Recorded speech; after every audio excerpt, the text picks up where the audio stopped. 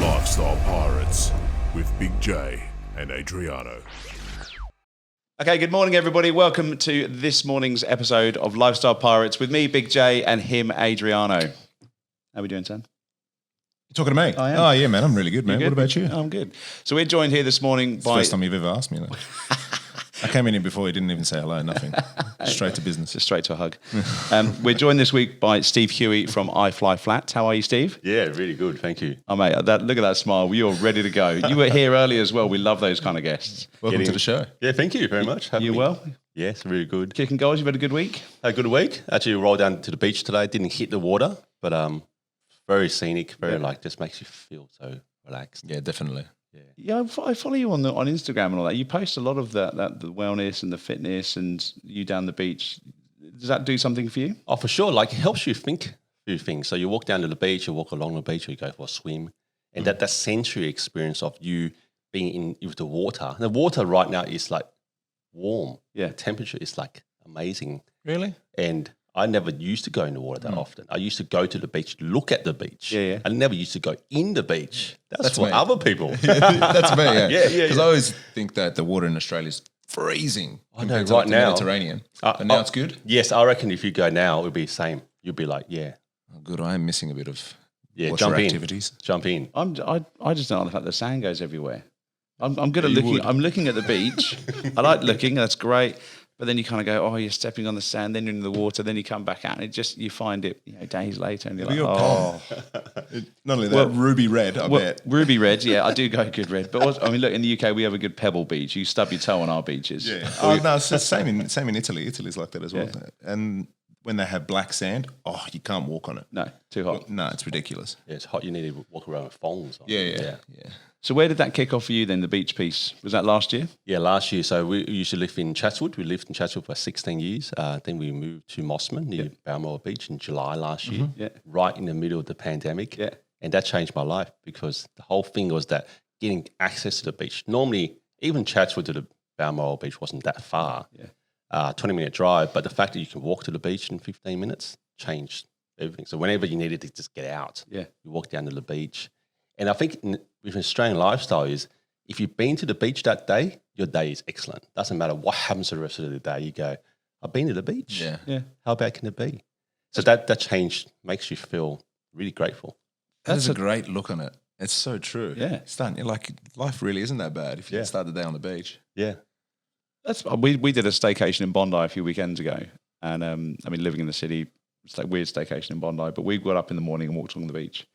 And you got a really good vibe. You got a really, I could see why people live there. I mean, look, I don't have the physique. Hopefully, if you move to Bondi, hopefully you get a 6-pack. You get it when you book a flat. The council gives it to you. Yeah. But I could absolutely understand why people love that and really get into that beach lifestyle. Because I think every time you go to the beach, everyone on the beach is happy. There's no sad people on the beach. Yeah. No, I've never been sad on the beach. You're right. Yeah. It's just there's kids playing around, just sounds of joy, like laughter, like screams of joy, and you feel like, this is a happy place. Yeah, Great ambience. Love that. So actually, that moves us on quite nicely. So your business, iFLYflat. Yep. You've been running it since 2012. What the hell is it? It's a credit card rewards travel business. So we only focus on using credit card points or frequent flyer points to help people fly business and first class. And the gem is that you can fly for about a quarter of the price that you will pay normally. Okay, I need to start taking notes here. Yeah. So who is this aimed at then? It's aimed at anyone who's got frequent flyer points or credit card points. So that's everyone. It's everyone generally, but the parties who could get the most bang for buck are small and medium-sized companies. Okay. Because they run a business, they've got all these expenses to pay, and therefore they have the best opportunity to earn hundreds and thousands or millions of points per year with no effort, basically, because they're paying bills daily. Okay. Might be a bit of a sidetrack here. What is a point? How's a point accumulated? Yeah. You can get points by flying. Yeah. So every time you take a flight, you get frequent flyer points. And that's the old way of earning points. Yeah. The new way of earning points is through your credit card. Yeah. So you have a points earning credit card. Yeah. And every dollar you put in that credit card, the credit card will reward you with credit credit card points Okay. that can be converted into frequent flyer points and then redeemed for a flight.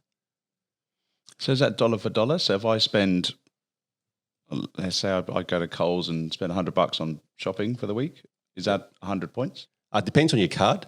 So some cards will earn you only half an airline point per every dollar.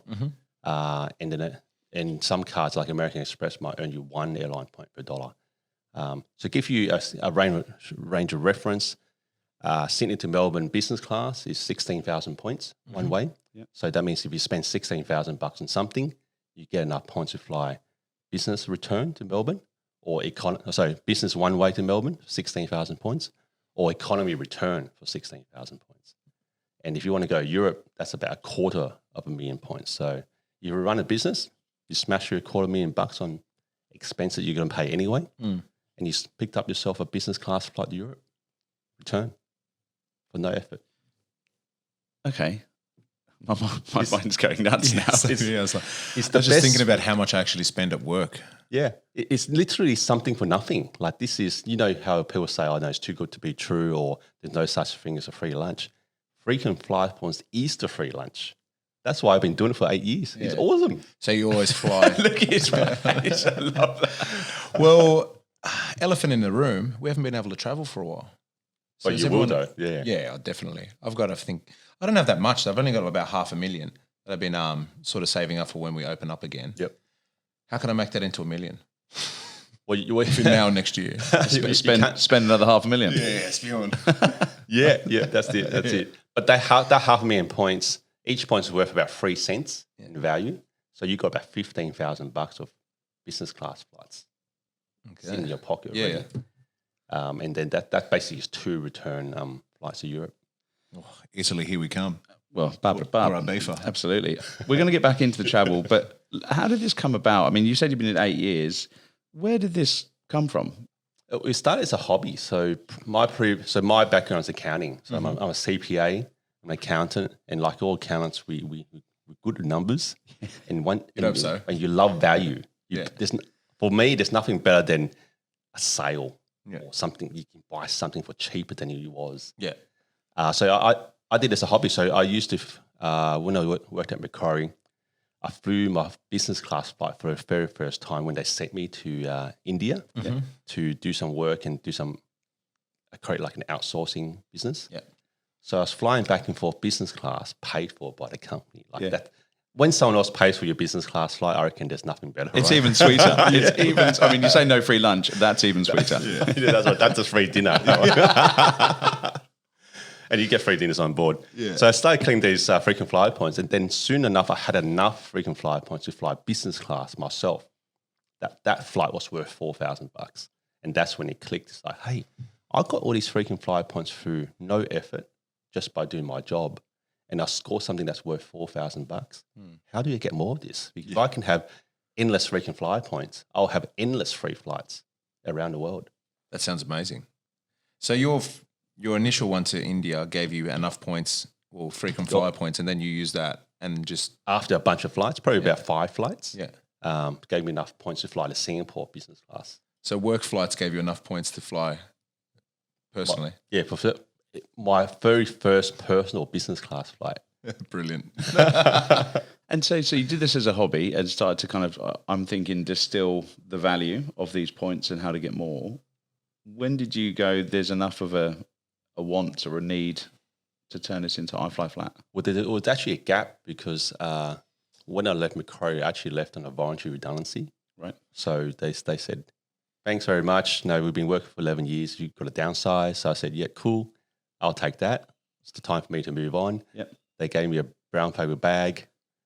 I took off work for 6 months. Yeah. And during that 6 months, I actually had all these frequent flyer points, which I accumulated through different means. So I actually took that time off to fly first in business class, basically around the world. Yeah. So awesome. I went to like Hong Kong, Vegas. I did my very, very first class flight from Seoul to Los Angeles. And you know, when something you're doing and in theory it works, but you sort of think, oh, I'm not sure if it's going to work. So you buy your ticket with points, first class. And even for me, I thought, until I'm on board, I don't even know this damn thing works. You know, how do you know? Is this real? Yeah, is this real? You knew you had a ticket, and then after you check in, it's like, shit, gee, this is legit. This works. Yeah. Surely this isn't This working. can't be for right. my Someone's run. going to tap me on the shoulder and say, excuse me. So like, coach is back there. not seat 1A, your seat 100A. So you just flew around the world for 6 months For most of 6 months, back and forth. on these points, or were you paying as well? So there was another way you can buy these freaking fly points I discovered. So which is still That's a exists piece of purpose, today. doesn't it? Well, no, the arbitrage you can buy equivalent to like, so the ticket would cost like $10,000 to buy with cash, but you could have bought these freaking fly points for about $2,000 equivalent. So you pay $2,000 to buy all these heaps of freaking fly points, and then you exchange them for a $10,000 ticket. So there was a massive arbitrage opportunity. Sorry, go through that again. Yeah. So in America, not so much in Australia, you can actually bulk buy freaking fly points. Yeah. So therefore, I could buy like 300,000 and 400,000 freaking fly points just with money, and then you convert those points into your ticket. So That's let's say if I got 2,000 Yeah. Aussie dollars. So I'm with Qantas Frequent Fly program. Actually, I need to book a flight to remain platinum. I've just note to self. So I got $2,000. How many? And I can go and buy frequent flyer points. Yeah. So how many points would I be able to get for $2,000? Yeah. So back then, Aussie and US dollar was parity. Yep. So you could probably get about 250,000 frequent flyer points. Okay, and then what does 250,000 frequent flyer points get me? That would have got you a first class return to Europe. So for $2,000, I could buy enough points to fly first class to Europe. Yeah. Is this still available? We're still available to some extent, but the exchange rate and Yeah, things okay. are mucked around. Yeah. But so rather than actually buying a first class ticket, so it's cheaper to buy points, Yes. Yes. or it was cheaper to buy points. So does that still exist now? It still exists to some degree. Yeah. The exchange rate is not as good. Yeah. The number of points required to fly is going to be higher, and then the price of the point is going to be higher. So points always in US dollars, or was priced in US US dollars? dollars, yeah. Okay. All right. Okay. Yeah. So when it was at parity, great. Now it's at what, 75 cents, something like that. Yeah. So still the deal can still work. So the thing is basically you're trading on the fact that frequent flyers points can get frequent flyer seats. And it's worth $10,000. Like if you want to get the seat, you have to pay the money. But to the airline, giving you a frequent flyer first class seat doesn't cost it $10,000. It's empty. Yeah. Anyway, so basically you're utilizing a quirk in the program. Not really a quirk, but this is what the program was designed for. Yeah. It's just that it was designed for people who earn their frequent flyer points by flying. Yeah. Like a coffee card. You know, you can't get a free coffee unless you've been there 10 times. Yeah. But the way I explain, like, imagine if shop around a corner was selling a stamped coffee card for price of 2 coffees, you would just go and buy that coffee card every time, Yeah. rather than having to go to a coffee and stamp it 10 times yourself. Yeah. This is like the shortcut. And this is why every time I explain it to people, they're like, really? It's like, hey, man, I'm flying. Watch me. And you can do it too. That's what the main thing is. Like, it's not just exclusive to any party. Anyone can do it. That's such a cool little hack. It's a great hack. And so is this all because obviously a lot of the airlines now have other reward programs, you know, where you get wine and you can get Dyson Hoovers and vouchers and stuff. The concepts that you've launched, was this all pre the bigger rewards programs? Because I think that the Qantas reward program is more profitable than Qantas flights, isn't it? From what I was reading. Yep. So this is all pre that. So people were just doing it for flights only, not to buy a case of wine. Well, the arbitrage doesn't work if you buy a case of wine or you use it for economy flights, because you're basically paying for these points. Yeah. So therefore, you want to make sure that you get value above the redemption. Mm-hmm. So like these frequent flyer programs still work.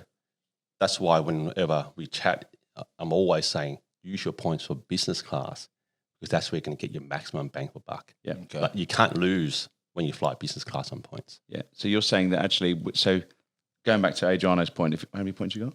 What did you say? Like Half a mil. Right. So if Adriano went, actually, look, I'm not going to fly for the next 12 months. Keep cool.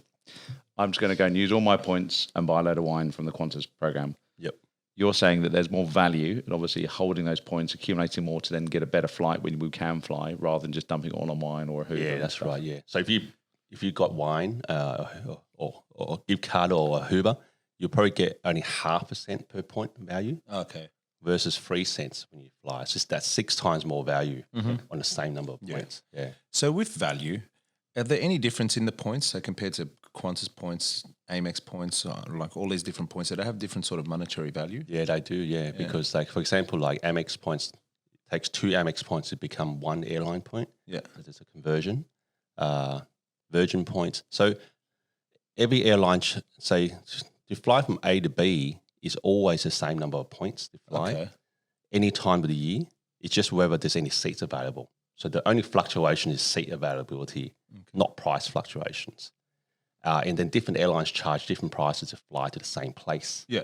So, for example, this is a good one to share. Like, if you fly business return Sydney to London on Singapore Airlines, it's 25% roughly lower points than you're using Qantas points to fly. Same route. Yeah.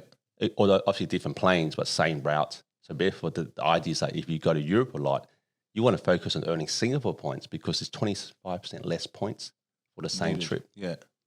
So you end up having more trips in your lifetime. So That's good to know. So after you've done your 6 months traveling, and who's your favourite first class, by the way? Oh yeah, Etihad First Apartments is. Have you done that? Yeah, it's fantastic. Probably, I'm not sure if you can see. Probably the cabin's probably from your fridge all the way over to this light here. Big rectangle. You got a bed and a chair permanently up, so you don't know what to do. Should I sleep? Should I sit? There's like TV here and a TV here. You really just like, I don't know, what am I supposed to be doing here? Yeah. There's only 6 of them up there, isn't there? Yeah. Yeah. So that's the best. I first flew class, that I think. to Italy. Oh, nice. That was awesome. It was amazing. There's a shower and everything. There was a little room that you could chill out, have whiskey, play cards. You can meet other people. Yeah, it's fantastic. Yeah. Oh, do you guys want to carry on? I'll just get. Sorry, Well, you turn, pleb. Yeah, I have to turn right, not left. I'm sorry, gentlemen. And what's like? I guess conversely, what's been the worst kind of experience, There were some. or perhaps where the value's not there as well for you, given you've tried it? I guess if you redeem it for like a hotel or, because I personally don't redeem for anything that's poor value. I just rather pay for that with cash and then save the points or That something. makes sense. Because points is hard to get. You can't just have 500,000 points easy. You have to sort of earn them. Every time you've got a bill to pay is an opportunity to earn more points. So if you don't pay that bill with credit card, you lose the opportunity to earn points. So unlike in the past where you used to be able to buy bulk points, you can't really buy bulk. So therefore, you never have 500,000 points unless you did the hard yards. Okay.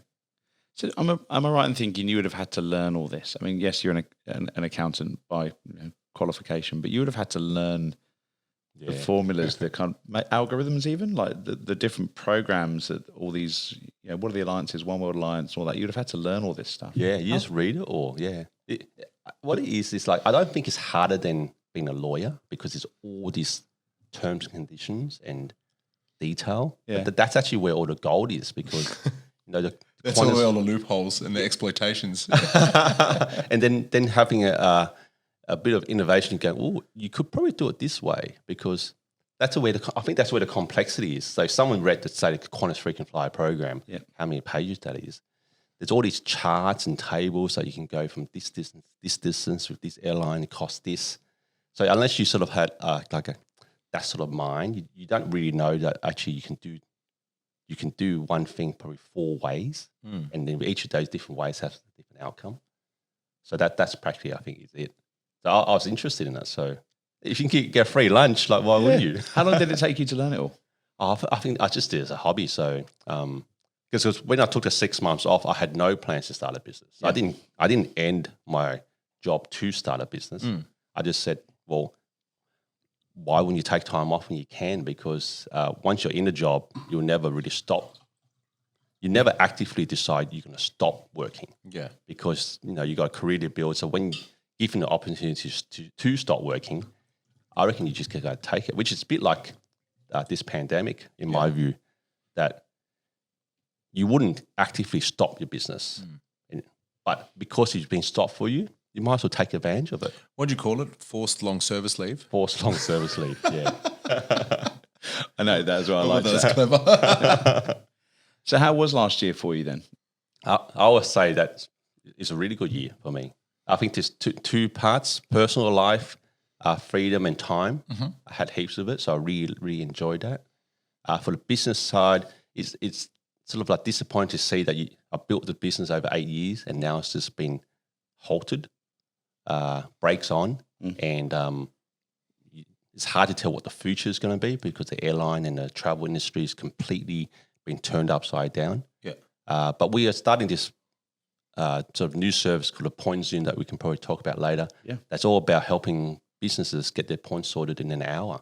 What's that called? It's called Point Zoom. Oh, okay. Yeah. And the concept was because we use Zoom so often now, we don't need to meet face to face. So just 1 hour Zoom, I just talk to the business owner, tell them everything they need to know about points.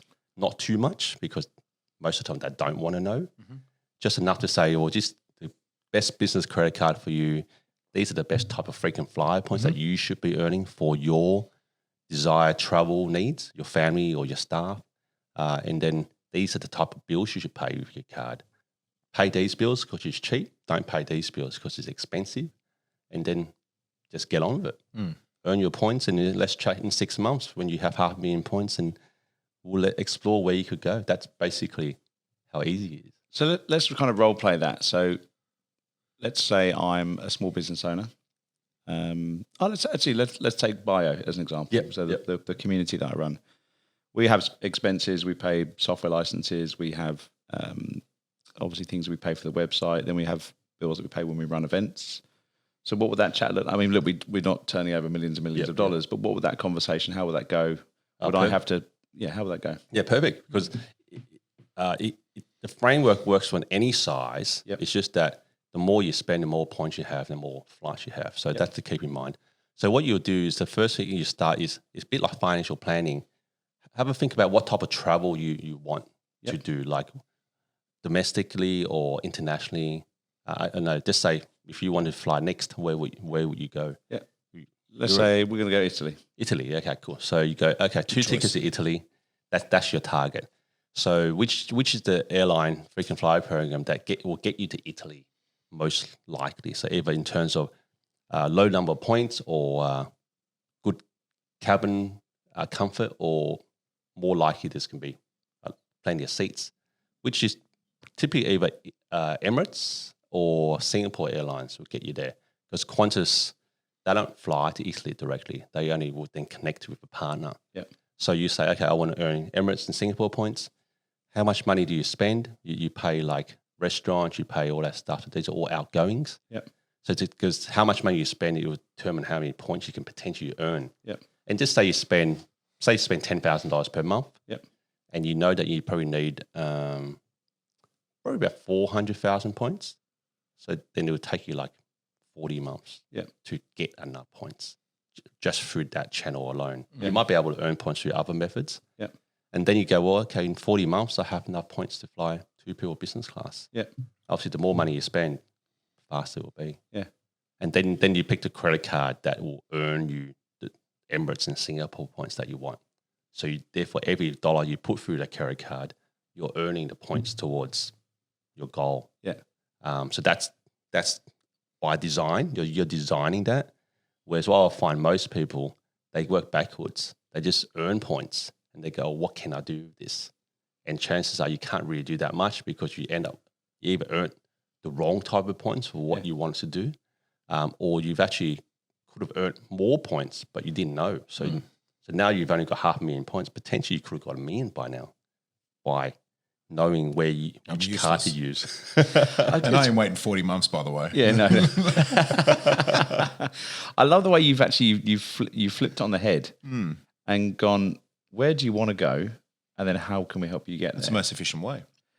Yeah, but when you're looking at it, and I get that from a financial advice side of things or cost cutting, that kind of stuff, like that makes sense. But when you go, well, actually, if it's travel, where do you want to go? How are we going to get there? And then help people to get there.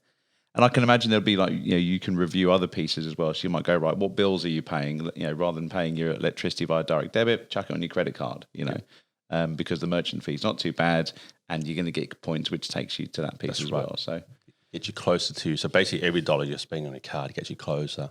And also, I guess the elephant in the room is sometimes you said merchant fees. There's a fee involved. Why should I pay 2% fee? Why should I pay 1% fee? And the way to work that out is, I think it comes down to your average, because there'll be things that you pay that will have no fees at all. Yeah. So those no-brainers, because you're getting these points for free. So you definitely want to lap them up. Yeah. But then if you don't pay for some things with surcharge, you never have enough points to use them. You can't have 80% of the points and book a flight. Yeah. You have to have 100% of the points required to book a flight.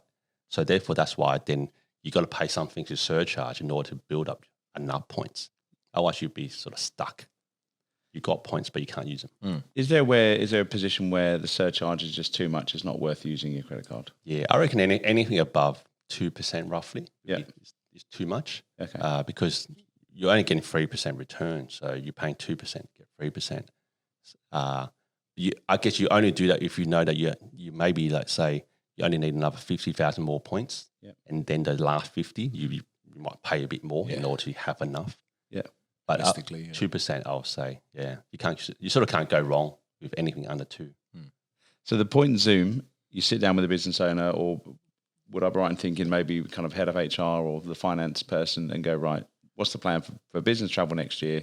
Okay, let's put your business expenses here. So then you're, I can imagine not many businesses want their junior staff flying nicely, but maybe some of their execs or senior management, something like that. Yes, mainly the founder, managing director, that type of people. Yeah. Like when we sort of started doing this stuff earlier, we always thought that you would have enough points to fly your staff. Yeah. But most people don't fly their staff. They're like, oh, well, I'll save my points for when I fly. Yeah. So basically, I think until someone Charity starts at home. And I guess it depends on the size of your business now. If you're earning 50 million points a year, that's way too much. You can't use them. Give me a chance.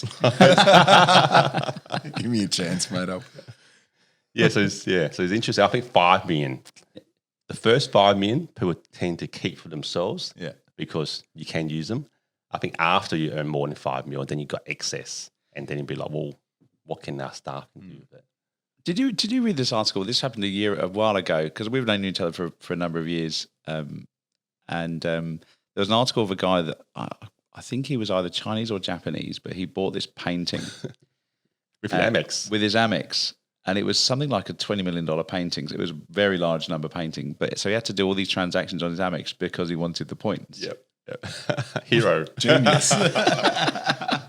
Which I think is brilliant. I mean, so What a legend. yeah. What's the biggest number of points you've seen out of interest? Because I don't think I've got a number as big as you to beat my chest about. What's the biggest number of points you've seen? I think we've seen about 11 million points. And what could that get someone? Sort of like too much, because 11 million points, I guess if you convert it to business class flights, there's like 4 return business class flights per million points roughly. So you have 40. Wow. That's it's too much. What?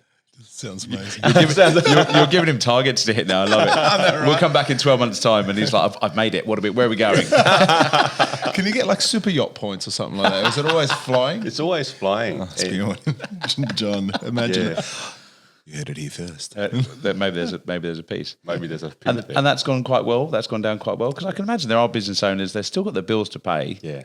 They can't go anywhere, but it's like, well, what can I do? And I think there's a massive mental piece. Like we spoke about the beach earlier on, and how that helps you.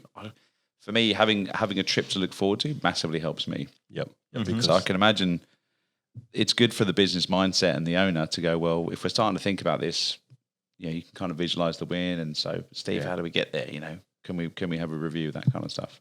Well, actually, like just when 2021 rolled around, I can sense that there's a renewed confidence. Yeah. So last year, I agree. Like we always had the same skills to do it, but I didn't even bother advertising, because even personally myself, I didn't know where the business was going. So last thing, I'm going to muck around to get a new credit card.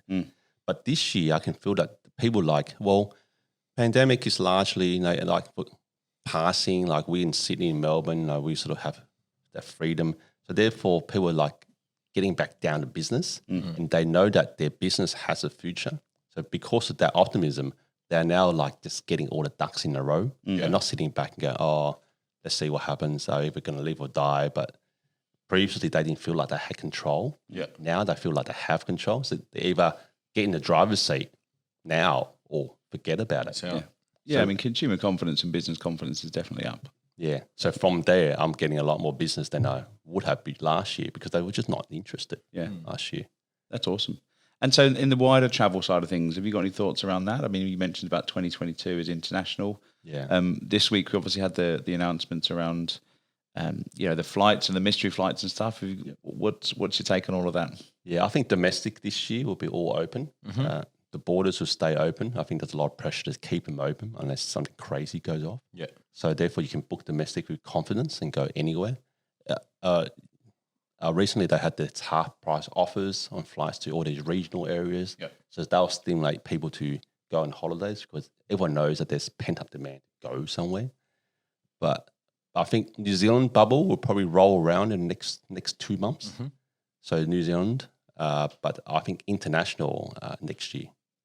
Next year will be earliest. And I see that in a couple of phases. So what I mean, you'll be able to fly. So right now, there's an international travel ban. You can't leave the country unless you get approval. So they'll probably drop that around maybe September, October, and allow people to leave with certainty that they can catch a flight back. So basically, like in the past, you can buy a return ticket and know that you're coming back. Yeah. Whereas right now, if you left, you don't know when you're going to come back because there's quarantine issues. So next year, you'll be able to fly freely, but the places you want to go to may not be as awesome as you thought they once were. Yeah. So you will want to go to Italy, but your memory of how awesome Italy might be may not be because everyone is still like going through the effects of the pandemic. Yeah. But the year after, I think then that's when life and vibe and everything will get back to normal. Devastated. Can we get some tissues? I just really want to travel again. The domestic piece is exciting. I'm excited about that. Oh, I think look. the NZ bubble will be cool as well. Without a doubt. And is that decent? Is that a good experience? Have you done? Is it worth going business class 3.5 hours? for 3.5 hours? I think it's worth going business class for an hour. Yeah, Yeah. That's always something. I mean, look, and I get it from a business side of things. If they're paying, you're going to do it. But I do always look at people that fly business from like Sydney to Brisbane and go, what's the point? By the time you're up, It's got that little curtain there. Then you're and down. It's the same. It's just slightly larger seat. and maybe they just don't want to speak to me. Yeah, exactly right. Out the back, mate. Yeah. I'm putting my knees in their back, and they're like, "Can we just move this guy back, please?" I always wonder though, in terms of that. But I guess if the business is paying, do you think business travel? So your concept around the Zoom points, having using that technology, do you think business travel will be the same as it was, where people will be flying all around those hubs for meetings and stuff, or do you think that will decrease? I think it was slightly decrease initially because people used to fly down to Melbourne just to have meetings with their own internal people. Yeah. So I think that will be replaced by Zoom. And once in a while, teams will hold like a meet and greet type thing, such that you can have these events, a mixer. So therefore, to have your internal people. But I think internal people wouldn't go fly as much. But if you're in sales, you have to turn up, because if your competitor's turning up and you're on Zoom, well, who's going to win the business? So it just becomes a mainly competitive thing. So basically, if you're in sales, you've got to get back on the plane. So planes are going to be full of salespeople. Yeah, they will be. You'll love that, won't you? Right. For you, mate. I'm always happy with that. Yeah. I've done some good deals on There'll planes. be a lot actually. of shit talk on that plane. But load of pocket squares and egos. I've done some good deals on planes in the past.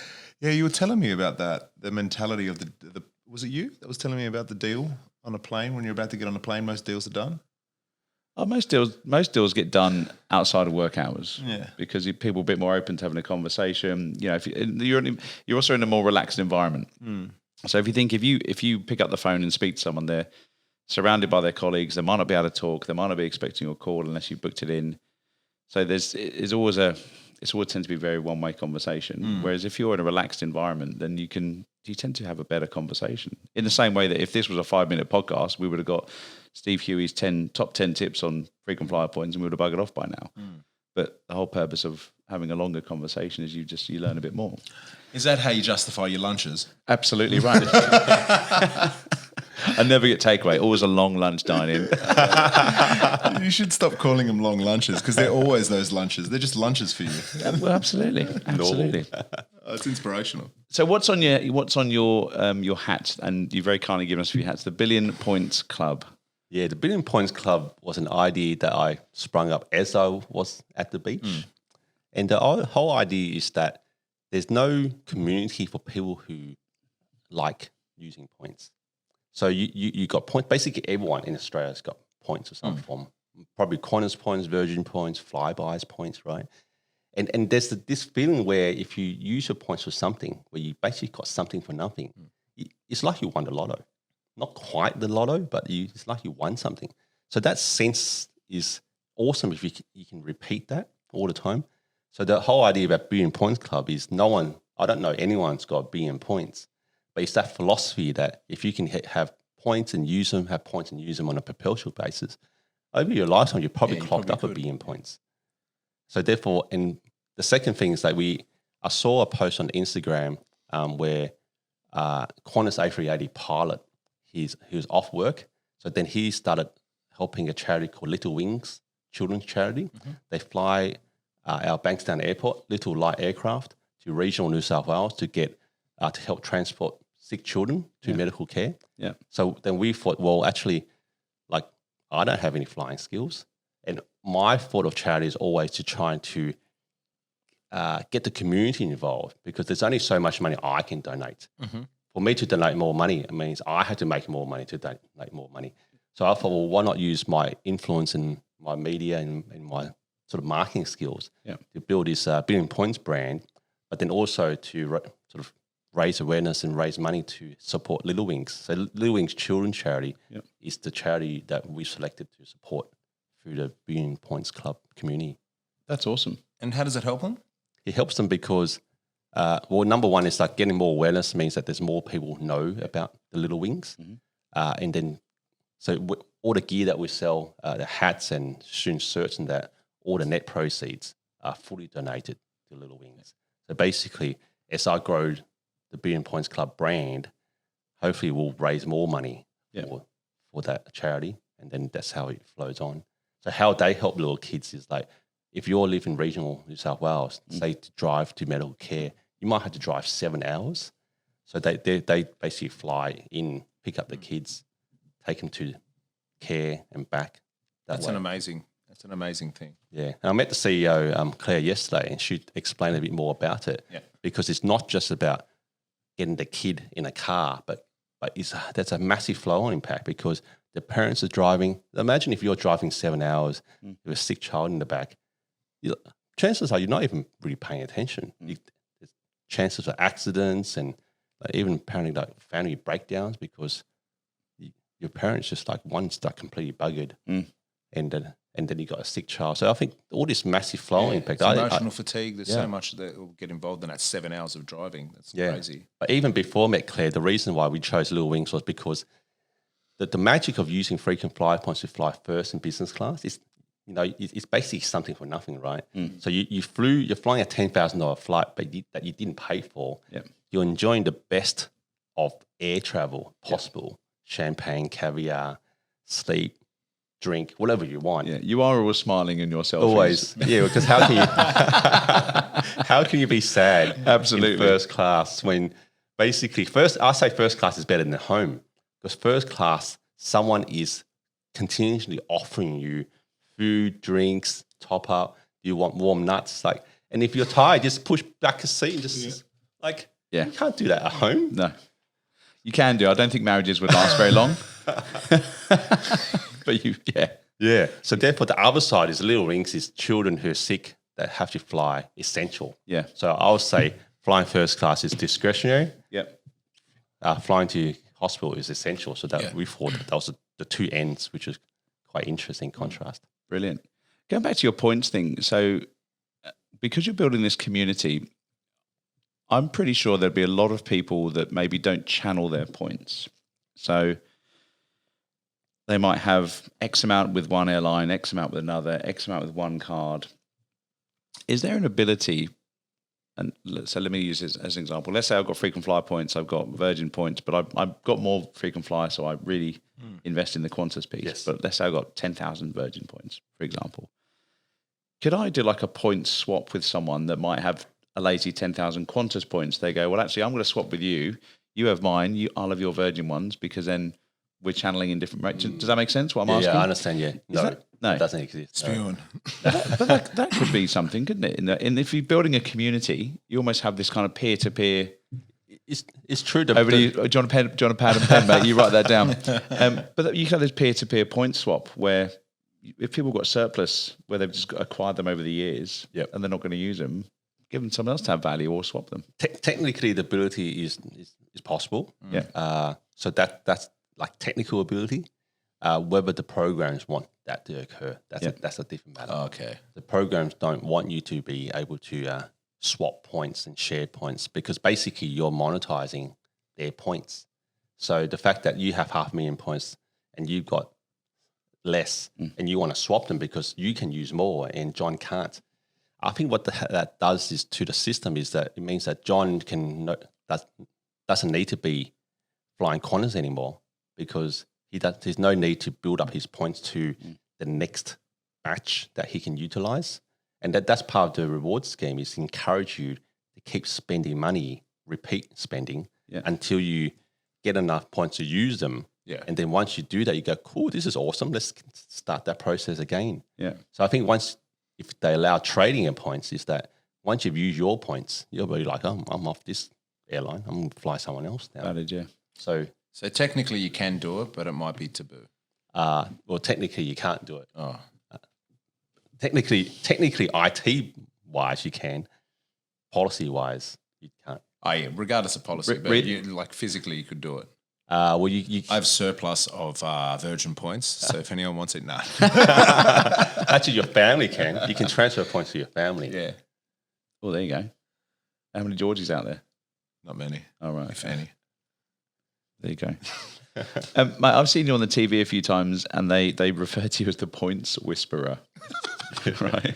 I love that, by the way. Where did that come from? I mean, did you make that up, or did someone just call you that? No, someone Sydney Morning Herald newspaper did that. Yeah. One of my quite early articles. Yeah. They called me the frequent flyer points Have you whisperer. held on to that I handle? held it. that same day I decided to register the trademark. Absolutely. Yeah. Legend. This points whisperer is a legit trademark registered to iFLYflat. Yes. That's awesome. Yeah. So they made it up. They did. They're better wordsmiths than me. Yeah. That's so good, so good. So with the travel side of things, can people work? Is this only an Aussie program, or could you work with people that are offshore that want to come into Australia? Technically, it can work overseas. I just choose to make it an Australian basis because I live here. I don't plan to go overseas go to overseas for holidays, not to live.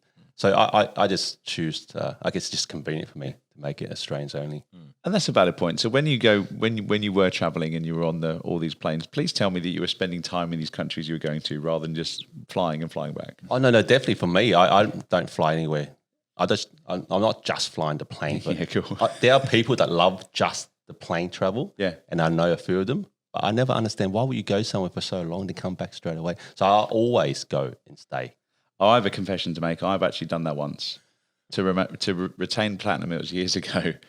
I flew to Auckland for the day and flew there and back for the day. Just literally to get the status credits to maintain platinum. Yeah. You could have just stayed overnight though. I think I was doing something on the Sunday. Busy. Man, I'm gonna nip out for a couple hours. It was the weirdest day possible. Because I'd left, because obviously 3-hour check-in is international flights, so you're getting up really, really early. Oh, what an effort. You then jumped on 9 the plane. hours more. Jumped on the plane. You've adjusted your clock 2 hours forward. You then got on the plane. Back you come. It was a long day, but I maintained platinum. That's legendary. I told one of the guys at work, he was like, "You're an idiot." I said, "I'm not an idiot. I'm going to be platinum next year." Exactly. It's like, everyone's a winner, Steve, aren't they? Well, actually, there's a similar story. I went to a couple of these frequent flyer universities. They call it frequent flyer university in America. So early on when I was learning about these points, in America, they are massive. They're big nutters about points, way bigger. mainly because they can sign up to like 20 credit cards. So in America, the way to earn points is get heaps and heaps of credit cards, and every single credit card gives you these bonus points. But in Australia, the financial market is smaller, so you can't sign up to like 15 credit cards. It'd be a bit harder. So what they do is they sign up for these credit cards.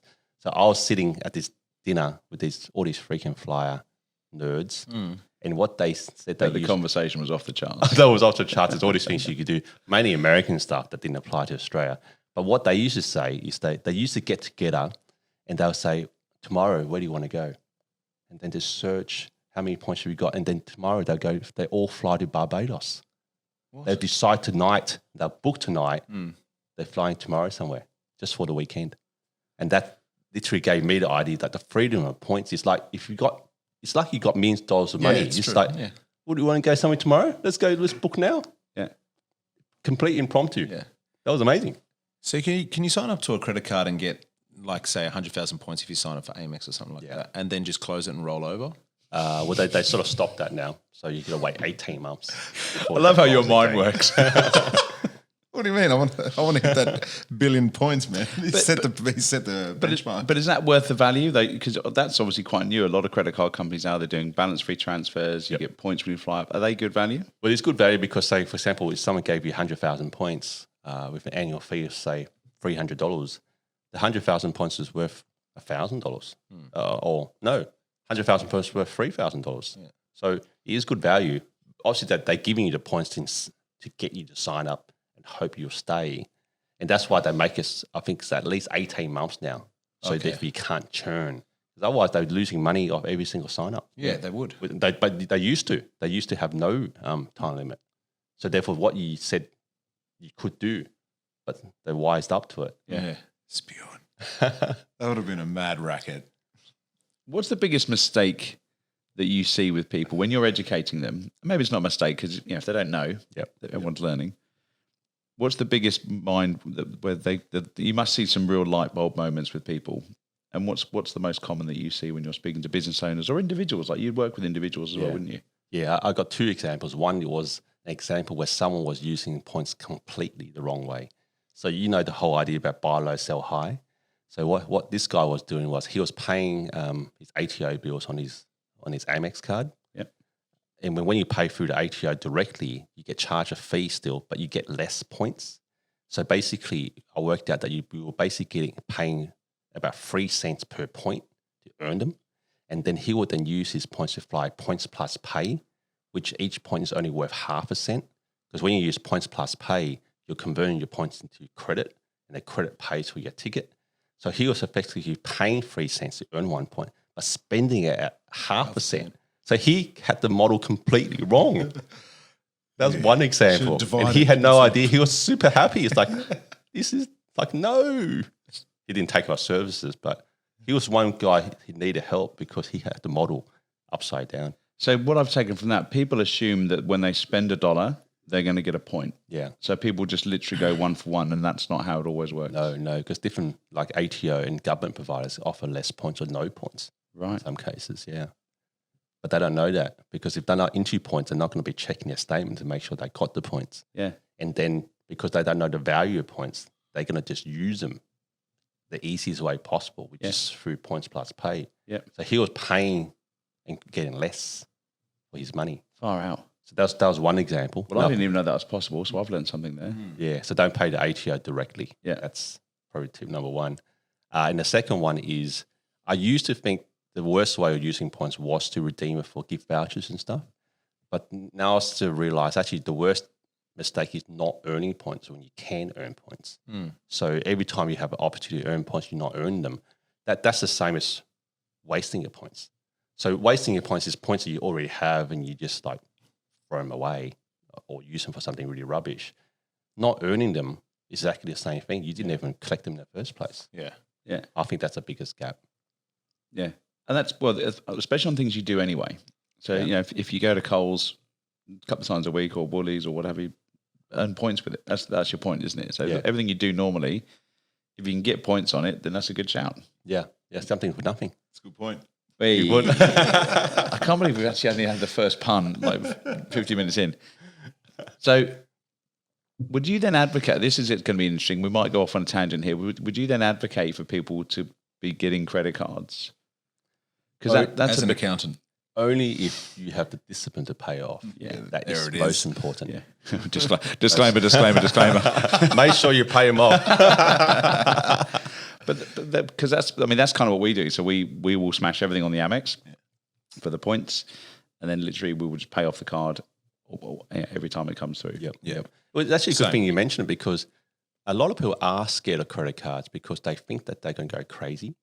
I don't know. I've never had that things. Just because you got a credit card that you have a $25,000 limit does not mean that you can go spend $25,000. You can, but every dollar you put in your card is it's the same feeling as spending money from your debit card. So I didn't see the difference either. Yeah, but it's very weird. A lot of people go, oh, well, I like to use my debit card because I'm spending your own money. Well, you're spending your own money anyway on your credit card. Yeah, exactly. It's just the timing of that bill is slightly different. Yeah. It's not. And why wouldn't you want to use someone else's money for 30 days than your own money straight away? Yeah. I can't figure out, and because I can't figure out, I stopped trying to figure out because if that's what someone wants. People are weird. That's someone wants. People are weird. Look, so we had and the only reason, you actually connected me. No, Chris Gray actually connected me with you years ago, but he's an accountant as well, and you've obviously got you do the accounting as well. But you both talk very similar languages, so I think the piece is there is you probably got a bit of a USP against other people because you think like an accountant, which is always use someone else's money, not yours. Yes, basically, isn't it? Really, you know. So I think that's probably where that comes from, and people probably don't take the time to understand the nuances around that or have the discipline. So they'll spend it on the credit card, then spend it again on the debit card. So you're spending it twice. Yeah. Rather than being controlled. It's a little bit like they don't trust themselves. Yeah. It's like that they think that, oh, if I got the money, I'll splash out and go crazy. Yeah. Yeah. Feel like going to a buffet in Vegas, isn't it? All this food, you're not going to eat it all. Give me a chance. So I must admit, right, I'm guilty. So I've just been farming points for a couple of years now because I just don't know what to use them on. Yep. So I wanted to use them to go overseas eventually to fly first or business class. You don't have to do that, mate. So points plus pay is a horrible idea. Horrible. Okay, so you got to pay for them full in points. Mm-hmm. So I'm just doing my travel plans on the podcast. Classic. And where would you go? Where's good this time of year? Classic rewards is the key, not points plus pay. Okay, classic rewards. Yeah. Okay. There's two schemes. Yeah. Both schemes. Let you use points. Yeah, schemes or methods. Yeah. Okay, good to know. Because, so 500,000 points. Can I take my missus as well? Yep. You can book your family. Yeah. Are you talking about Qantas points? Yeah. Yeah, you can book anyone in your family, including your in-laws as well. Yeah. Okay. No, slow down, mate. Slow down. Mine are in Brisbane. My family's overseas. You're the chum with your family here. Happy days for you, eh? Absolutely. No, I love you. So where's on your to-do list, mate? When the international borders do open up, where are you going? Where's that first flight going to be? Oh, I'd love to go to Tokyo. I'm sort of missing the food now. Like, just walking down the streets, walking to some random Japanese place they can't speak English. I can't speak Japanese. And just go, I'll have that. Like, awesome. Yeah. Have you done Tokyo before? Yeah, many times. Yeah. Every time I've been, always amazing. Loved it. Yeah. We were due to go last. You wanted to go last year, didn't you? We were going to come with. Yeah, the Universal Studios just opened up Super Nintendo World, so that is definitely something I want to go to. Being this nostalgic value for me. Yeah, growing up with Nintendo and stuff, so I really want to go there. Not only that, see the racing culture as well. Being an old Japanese enthusiast when I was younger, and not only that, just the culture, manga, everything really. I just love it how different it is. Lots of interesting stuff happening. So many. I love it just that you could just walk down the street out of your hotel, down some random street. It's like every single step is interesting. Yeah. Yeah, there's like a vending machine city as well, where it's just all vending machines like this. Obviously, I could be butchering this because I've only watched it off YouTube. But yeah, there's like places just with vending machines everywhere. You can buy everything in them. It's really weird. It's really weird, yeah. But interesting. But I love it. I absolutely love it. Like, I love culture shock like that. Yeah, anyway, so yeah, I'd like to go there as well. But for me, next place I want to go, I just want to go back to Italy. I miss it so much. I just want to do the Mediterranean on a boat, just chill out, drink wine, CTFO. And drink and eat a hell of a lot. Oh, yeah, 100%. Yeah, That's- mate, come back 300 kilos. The seafood, great. I still, last time I went to Puglia and I had this octopus. Oh, And these days, if you buy octopus in Sydney, they just give you this one little leg. It's like, where's the rest of it? Yeah. Over there, they gave you so much. It's like, how many octopuses are here? Exactly. I'm counting 16 legs. Like, surely. You said Puglia perfectly as well, by the way. Have you been to Alberobello? The little Oh, yeah, hut, the hut. Yeah, places? yeah. That's cool too. Yeah, that's on the to-do list. We'll go there next time, John. Thanks, mate. Thanks. And how about domestic? Where's your first place? Or are you already starting to fly domestic? I'm going to Brisbane next week. Yep. That's the first place. Probably Melbourne mid-year or so. Yeah. Yeah. Where are you going to the Fortitude Valley in Brisbane? Going to Howard Swift Wharfs, actually. Okay. So actually, next week is a platinum keeping flight. There you go. There you go. But you're going to stay there First longer, ever. Yeah. longer than you're gonna I'm get staying out there of the- overnight. Of the Yeah, lounge, yeah, definitely. Check out the Stone and Wood down in Fortitude Valley. Go and have a few cool. beers there. Okay, we'll do. Yeah, it must admit there's a big mindset piece for me. I need to be booking just a few domestic flights now, just to have something to look forward to. Yep. F1 in November. I'm really In looking Melbourne, forward to that. is that confirmed? Yeah, it's confirmed. Okay. I think book it because they've got these flexible travel policies now that allow you to cancel. Everyone's So- doing that, aren't they? Yeah. So I think just book it and then you've got to cancel. You've got to cancel. Yeah, I booked the accommodation, but yeah, we need to get on the flights. Yeah, and actually, I mean, so we had a few internationals booked last year to go home and see the family and stuff in the UK. And it must admit, Qantas were very good at giving the full refunds. You know, I had some friends that had some nightmares getting the refunds back. And must admit, Qantas were very good. Yeah, I had to wait months. Yeah. Months to get refunds. How about the mystery flights? You seen them? Because apparently that was an old thing, the mystery flights as well. What's that? So I think, is it Qantas that launched it? Yeah, Qantas. It's basically, as the name suggests, you buy a ticket, but you don't know where you're going. Yeah, you literally turn up to the airport and it's $500 return. But you jump on a plane, away you go Somewhere. I'd love that. Vanessa would hate that. Control freak. Yeah, exactly. Absolute Can you control imagine? Oh man, I'd love that. That'd be awesome. What a feeling of adventure. Yes. Only if you go somewhere nice, though, eh? Everywhere's nice. You just got to make it. I must admit, everyone's pretty good here. Like we're pretty lucky to be chucked Yeah. here and stop down here. Yeah. So, how do you get your message out to people about this? Because to your point, there's a lot of education needed. Well, a lot of awareness, maybe not necessarily education. I think it's quite a simple concept. How do you fly the iFLYflat flag? Well, luckily, I That was get easy a to lot of say. media. I get a lot of media, so I get TV time. Yeah. So whenever something happens in frequent flyer land or travel, Channel 7 and Channel 9 will give me a call and, 2-3 hours later, I'm on TV. Yeah. And interestingly enough, I'm always available. That I think is the magic formula. So people say, Steve, how do you get so much TV time? I'm saying I never ever reach out to them. They always call me. Yeah. And lucky enough, whenever they call me, I'm actually available. Yeah. So they come on over. So basically what you've done is you become reliable. Yeah. They can call you at the last minute. Oh, we've only got one more thing to put in. Yeah. Can you say something? Of course, I'll say something. I come here, I deliver. So therefore, to the journalists, it's like, just call Steve. Yeah. Yeah. Hopefully they call me first, not last. But any day, if you call me, I'm happy. He's the points whisperer. Let's call Steve. I love it. And then when you look at your clients, what industries are they in? I guess just to give people, because we have obviously spoken a lot about from a personal side where we want to go. But I guess if you were to look at your some business clients that have reached out to you in the last few weeks or that have been successful with your programs, over the years, what industries are they in? Kind of who would they be?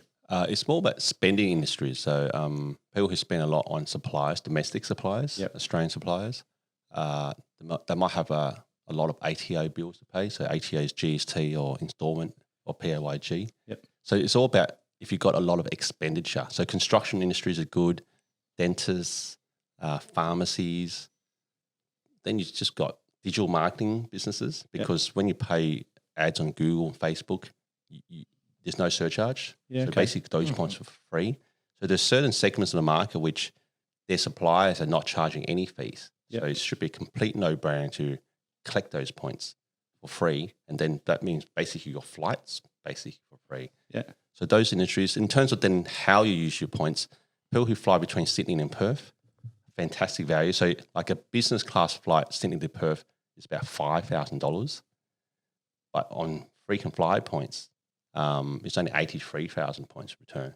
So basically every $83,000 you spend, you're basically picking up a $5,000 flight. So that ratio is about 6 cents per point. That's probably one of the highest returns you can get with your points. Whereas if you fly international business class, you only get about 3 cents per point. So domestic business class is actually really good value if you're someone who wants to fly or would pay for it. And then, in going to Singapore, Europe is probably the next bang for buck. Yeah. Fantastic. You had me at Europe. Now I'm going to ask my question. I'm going to do it this week. I'm going to change it up. Rather than having a table booked for 4, you've got a cabin. You see what I did there? You've got a cabin with 4 people in. You're one of them. Who would the other 3 people be and why? Ooh. I think I have to pick my wife, Anna, because she does all the cooking.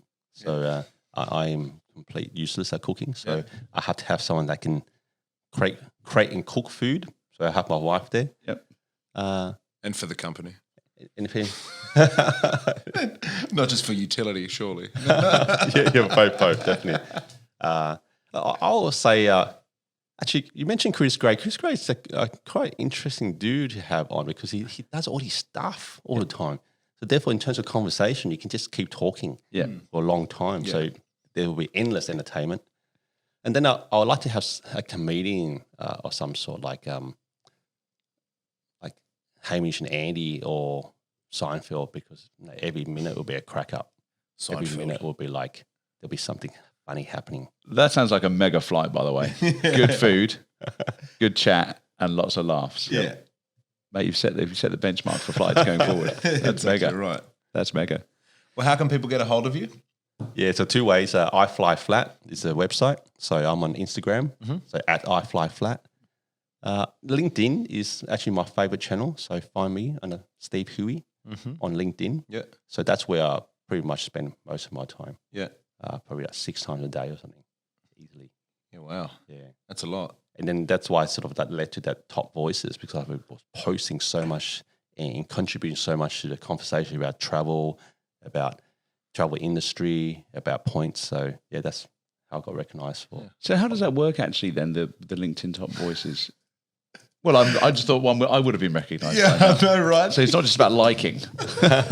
How does that work? How do you get recognised for the LinkedIn Top Voices? I think they assess you based on sort of how much sort of a community engagement you get out of the. So you post stuff and you're adding your thoughts to it, and then other people are engaging with it. So it's all about how much sort of like engagement you're creating within the LinkedIn environment. Because ultimately LinkedIn just wants more engagement on their platform. So this year they picked 20 people and across all different things. Like one was the fire commissioner. There's heaps of people, and they're all in different segments. And not you, John. Not me, man. You gotta keep posting, John. I might have to change my photo. Maybe that's what it is. That's what it is. Maybe that's what it is. Well, Steve, thank you very much for joining us this morning on Lifestyle Pirates. It's been awesome. An education, but also a hell of a lot of fun, because I think no one that we know does not like jumping on a plane. Yeah. And I think if we can get there a lot quicker, we can upgrade, turn left rather than turning right. Yep. Have a decent beer and a decent glass of wine rather than maybe a sandwich that's been left over for a few weeks, and it's going to be a good shout. So, mate, I look forward to seeing you in the air soon. Thank you. Give us a wave next time you're on a plane, and I'll wave at the back of your head because you'll be in front of me. But look forward to seeing you in the air soon, mate. Enjoy Brisbane. Thank you. Thank you very much. Cheers.